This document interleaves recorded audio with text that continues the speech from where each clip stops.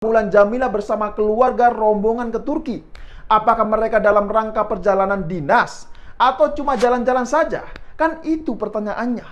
Karena kalau itu tugas dinas ya, masa sampai membawa rombongan sekeluarga?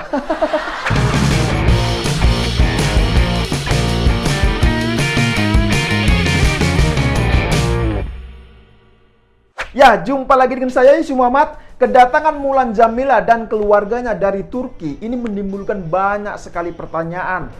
Hal itu dikarenakan mereka diduga tidak mengikuti aturan karantina yang telah ditetapkan oleh pihak pemerintah. Bahkan yang membuat masyarakat semakin jengkel adalah ketika Kepala Badan Nasional Penanggulangan Bencana atau BNPB, Suharyanto mengungkapkan, katanya belum ada aturan sanksi jika ada pejabat yang melanggar aturan protokol kesehatan. Lucu sekali aturan ini. Lah kalau memang begini, apa ini namanya tidak diskriminasi? Rakyat biasa yang melanggar aturan saja ini mendapatkan sanksi hukuman.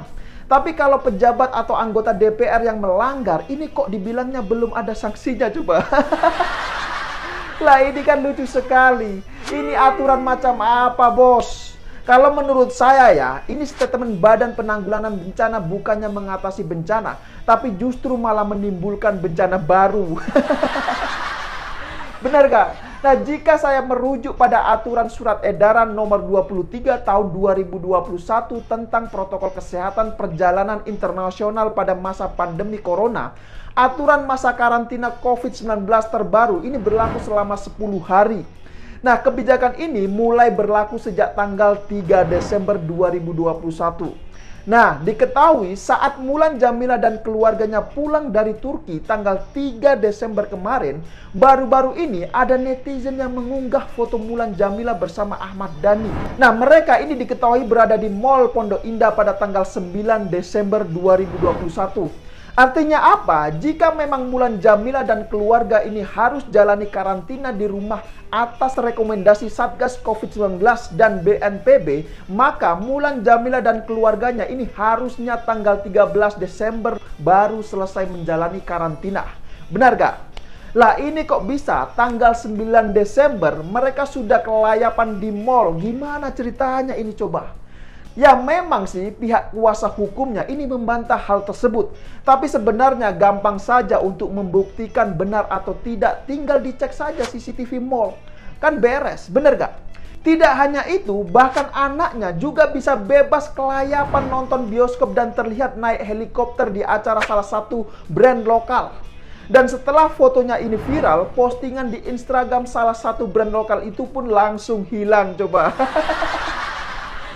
Luar biasa kan? Dan lucunya lagi, ada juga anggota DPR lainnya yang membela Mulan Jameela terkait persoalan karantina ini. Katanya DPR itu setara dengan presiden. Lucu memang. Dan katanya lagi, tak etis jika anggota DPR itu karantinanya ini di Wisma Atlet. Lah terus memang maunya karantina di mana? Jujur saja ya, sudah banyak kok privilege yang diberikan kepada pihak anggota DPR ini. Tapi tidak sedikit juga kelakuan mereka ini justru sangat-sangat memalukan. Jujur saja kali ini saya harus mengkritik secara keras para pejabat yang sok bergaya itu. Padahal mereka ini dibiayai pakai uang rakyat. Banyak netizen juga yang mempertanyakan, jika memang Mulan Jameela mendapatkan rekomendasi dari Satgas COVID-19 dan BNPB untuk karantina di rumah, terus siapa yang akan bertanggung jawab mengawasi mereka? Nah, terus siapa yang akan bertanggung jawab jika mereka ini kemudian kedapatan kelayapan di luar rumah? Saya kira petugas yang memberikan rekomendasi kepada Mulan Jameela dan keluarganya itu perlu diusut dan dimintai keterangan oleh pihak terkait. Dan terkait persoalan aturan karantina di rumah ini juga masih simpang siur karena pihak dari Wakil Menteri Kesehatan Dante Saxono ini mengatakan bahwa seluruh pelaku perjalanan luar negeri termasuk anggota DPR wajib menjalani karantina kesehatan di tempat yang sudah ditetapkan oleh pihak pemerintah. Nah, hal itu bertujuan agar seluruh pelaku perjalanan mendapatkan pengawasan dan prosedur isolasi yang sesuai.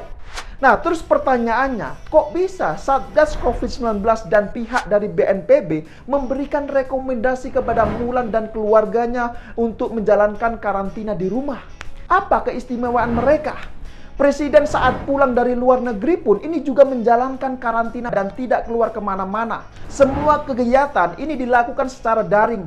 Kemudian Menteri Kesehatan kemarin baru pulang dari Cina, itu juga menjalankan karantina selama 10 hari. Lah ini kok ada anggota DPR RI dan rombongan keluarganya pulang dari Turki bisa bebas kelayapan kemana-mana tanpa ada sanksi apa-apa coba. Lah ini kan aneh sekali, benar gak? Terus sekarang banyak netizen juga yang mempertanyakan, emangnya dalam rangka apa Mulan Jameela bersama keluarga rombongan ke Turki? Apakah mereka dalam rangka perjalanan dinas? Atau cuma jalan-jalan saja? Kan itu pertanyaannya. Karena kalau itu tugas dinas ya, masa sampai membawa rombongan sekeluarga? Emangnya yang jadi pejabat ini siapa coba? Kan cuma Mulan Jameela. Dan yang lainnya ini kan enggak. Jangan sampai kemudian karena kasus ini, terus nanti ada pejabat-pejabat lainnya yang mengajak rombongan keluarganya jalan-jalan dengan alasan ada tugas dinas. Nah, jujur saja melihat kasus yang begini ini, saya jadi ingat kasus Rahel Fenya yang juga bisa kabur dari karantina karena bantuan para bandit-bandit yang punya kekuasaan itu. Dan belakangan ini diketahui Rahel Fenya divonis ringan karena dianggap sopan coba. Lah di mana-mana kalau orang itu sudah ketangkap basah, ya itu akan sopan lah. Tuh lihat saja mereka yang ketahuan maling uang rakyat pasti pakaiannya ini mendadak berubah. Yang perempuan pasti akan berhijab dan kemudian yang laki-laki ini akan memakai peci. Ya tapi mungkin ada yang masih belum tahu soal kasus Rahel Fenya ini. Jadi begini, diketahui bahwa Rahel Fenya ini memberikan uang total 40 juta agar bisa lolos dari karantina sepulangnya dari Amerika. Hal itu terungkap dalam fakta persidangan. Jadi dari uang 40 juta itu, 30 jutanya ini dibagikan kepada oknum Satgas COVID-19 untuk membayar 3 orang, yaitu Rahel Fenya dan 2 orang bersamanya. Sementara yang 10 juta itu untuk staf protokol DPR RI dan porter bagasi bandara. Dan ternyata dia kini telah divonis ringan karena telah dianggap sopan. Jujur saja saya gak bisa ngomong apa-apa lagi. Begitu banyak privilege yang dimainkan oleh oknum-oknum di negeri ini. Dan hal ini bukan rahasia umum lagi. Bahkan yang menyedihkan lagi adalah Rahel Fenya cuma divonis hukuman percobaan selama 8 bulan. Artinya apa? Artinya dia ini tidak ditahan alias masih bisa bebas. Nah, jujur saja hal-hal semacam ini bisa menjadi presiden buruk untuk di masa yang akan datang nanti. Karena kita bisa melihat bagaimana ekspektasi publik yang begitu besar terhadap upaya penjerahan terhadap pelaku yang kabur dari aturan karantina. Harusnya ya, mereka yang mendapatkan privilege itu bisa menjaga perilaku dan tahu diri, bukan malah melakukan tindakan-tindakan murahan dan memalukan seperti itu. Ya, saya kira demikian dulu opini singkat Okidum kali ini. Pesan saya, kawal terus kasus ini dan jaga NKRI.